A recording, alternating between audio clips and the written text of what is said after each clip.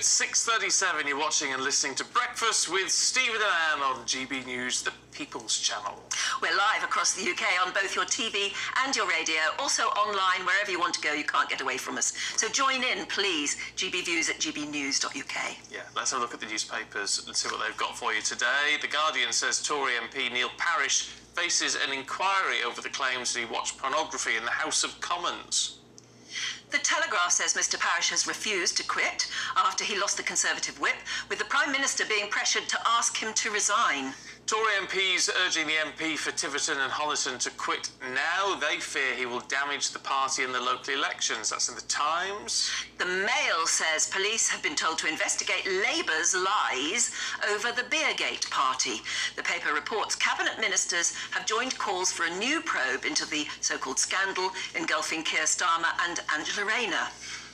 Oh, it's scandal, scandal, scandal. Let's talk to broadcaster Pete Price and anthropologist Mariana Hotto. We're going to take us through the papers. Morning, Bo. Morning. Good to see you, looking spectacular. I loved what you said about the sheets, by the way, getting away from the papers. I iron my sheets on my bed every day of my life because I always feel like when I'm getting to a bed, I'm Jane Russell and it's all crispy and... So, just thought I'd tell you. So, Jane Russell moment. Never ironed a bed sheet in my life. Neither. Never will. No, life is too short, Pete. Come on. Well, I could not get into a bed with unironed sheets. Oh, never. And I iron my underpants as well. Do you? Yeah. That's in... well, there you go. This is Irongate. It is Irongate. What's happening? Marianne, Telegraph, Neil Parish. Yes, so,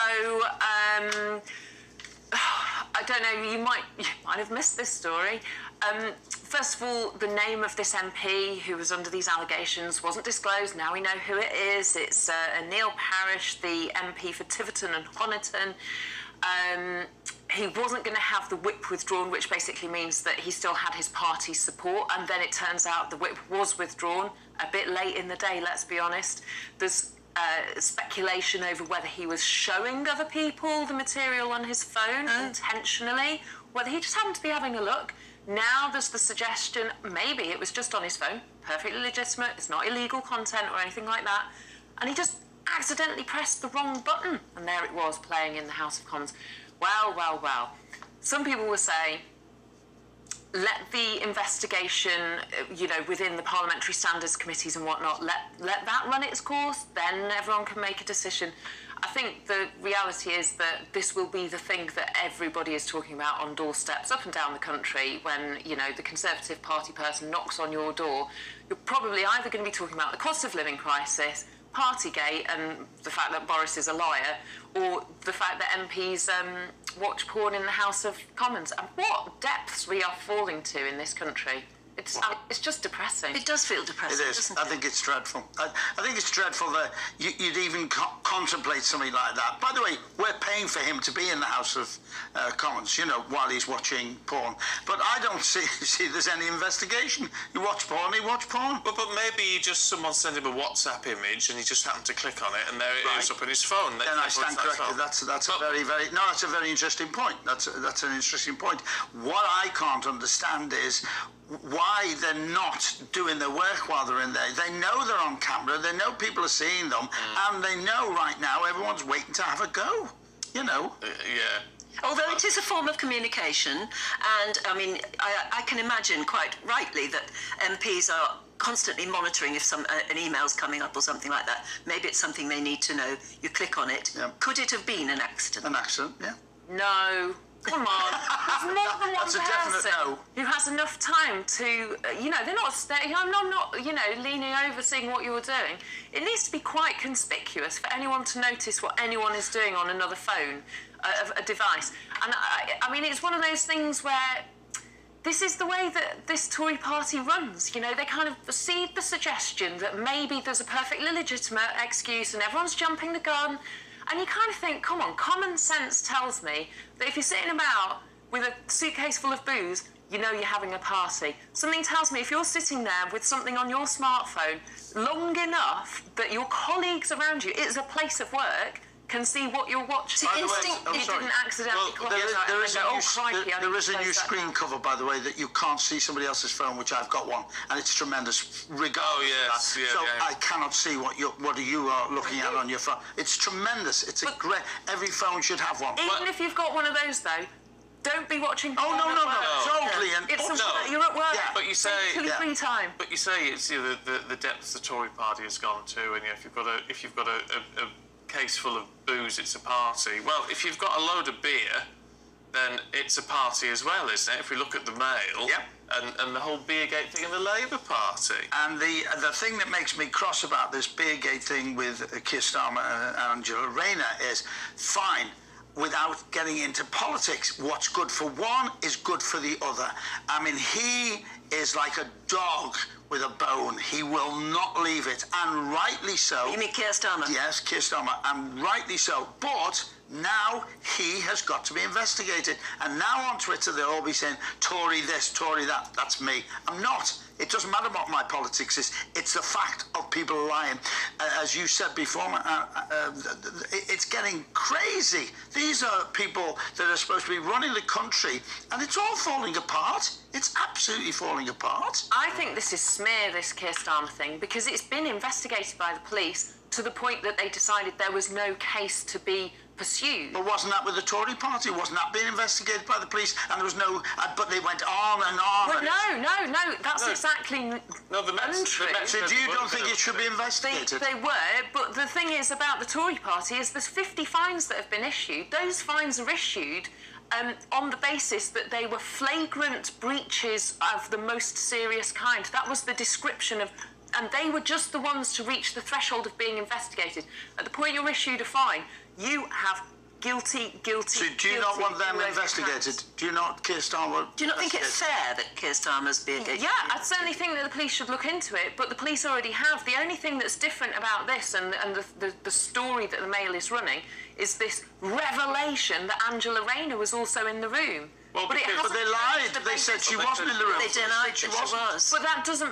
Well, No, they, why okay. lie? So for arguments for to represent the story correctly, I don't know. I wasn't there. I'm just saying what it says in the Mail, and they've done their due diligence and checked it with their legal team or whatnot. It says it was a genuine mistake. Whoever said that she wasn't there, turns out actually she was. But the principles of the number of people in the room, the reason why they were in the room, all that was hasn't changed. Sounds very similar to me to the birthday bash. A birthday Obviously. party? Yeah, but it wasn't, was party. it? It wasn't a party. It was a party. It was his people interior gathering. decorator was there. It was His people wife was gathering. Yes, there. but that's where they live. But not in the room where you're having a work meeting. When I have a work meeting at home, my husband, the kids, and the birthday cake. So Keir Starmer swigging from a bottle of beer, Angela Rayner in the same room, people around also doing that. Well, in that they Apparently, work together, allegedly, yeah. a birthday cake there as well, or a cake. That's not the same. No, because they work together. Well, so He doesn't work with his wife or his interior decorator who's choosing wallpaper, who should be... No, if but he she's lives with working, she should be upstairs doing the wallpaper, not downstairs chumming around with the Prime Minister when he's supposed to be at work. That is fundamentally a difference. One So is a she social couldn't have just occasion. walked in the room, pick up a paintbrush and gone, oh, I'll have a drink while I'm here, and then go back up. I mean, it's No, why is she nitpicking, there? but it's not nitpicking. It is He nitpicking, broke isn't it? The rules. He's the Prime Minister. It's And not so has rules. Keir Starmer broken the rules. Boris Becker has just gone to prison for 2.5 years for breaking the law, and yet the leader of our country, the person who represents us, all our interests, the people who are now struggling at home to work out how they're going to get through a long weekend and feed the kids, those people are paying that man's salary. So and you're- he flagrantly has broken the law. You're comparing him with Boris Becker. I'm comparing him with any other criminal. So if he Because he parks broke on the double law. yellow lines, he should be sacked, because that's a criminal offence. If you do it flagrantly, if you do it more than once, if you do it with full disregard for all the people who put you in office, yes. Because don't forget, there's hundreds of thousands of families, people watching this now, who had to sit at home knowing that a loved one was dying alone or suffering alone Yeah, but they're while not- he was having a party. And there was hundreds of thousands of people watching now, blatantly broke the law, blatantly through lockdown, blatantly. But we don't applaud that. But we're not applauding that. But There are people who murder people, but we're not going, oh, well, they did it, so it's all right. This is the Prime Minister of the country. The fact that we're having... Yeah, and the leader in waiting has just done the same Keir thing. Starmer's the man who wants to be Prime Minister. But no one has suggested that he broke the law. Well, they have. Boris Johnson, OK, they've suggested it, but he hasn't been found to have broken the law. Boris Johnson has broken the law. The police have decided. He's been issued a fine. But can't you understand them feeling aggrieved? People like Rishi Sunak feeling very aggrieved because he just turned up to a meeting early and found that there was a birthday cake and various other things. Can't you understand them feeling aggrieved that Beergate is not being investigated? It's been investigated to the point that they've decided there are no... And that was the same with number 10. And they went on and on and on. Yeah, and it's only because it's in London and it is number 10, the home of government. Because there was evidence of serious... Once investigated, breaches. Yes. Do you not think that Beergate should also be as similarly investigated? Yes, I do. Right. So we agree on that one. We agree on that bit. I'll tell you what then we'll look at now. Just to change the tone, to make it very light-hearted. Yeah. In the Star, mother-in-law. Yeah. Pete, you've got to be nice to the mother-in-law. How can... Well, first of all, why is the Pope getting involved with mother-in-laws? That I find amazing. Great story. The greatest comic, Les Dawson, wouldn't have had an act without a mother-in-law. No, he wouldn't. I, as a comic, used to wear a magnificent ring, a diamond ring, and I used to say, "Do you like the ring?" That was my mother-in-law. She said to me, "Here's £5,000. When I die, get me a nice stone." I thought, why wait? That was the gag I used to do. But they are the backbone of every marriage. But if you marry into the possessive mother-in-law with the son, and the possessive mother-in-law with the daughter, you've got war in there. But you're the backbone, ladies, wherever you are. Do you think the dragon mother-in-law is a real person? Yes. Oh, yeah. Or have we just made her up along the Oh, years? yes. I know two. I'll name them. No. No. What about your mother-in-law? Fantastic woman. I love her. You see, See, mine was too. Mine was really grateful. That saved a lot of hassle. I think that, I mean, it can make a real difference to the quality of your relationship with your partner. Because if you've got this kind of element that is, I'm not saying it's all from the mother-in-law, it might be your partner, it might just be the whole family dynamic, but if you get on, it makes life a lot easier. Oh, yeah. But I do think they are vilified. I think fundamentally, I know I'm going to bring it on a bit of a downer again, it's part of society's misogyny. Oh, come on. Some mother-in-laws are horrific. Yeah, but we never say it about fathers, do we? There's not this kind of trope of the villain.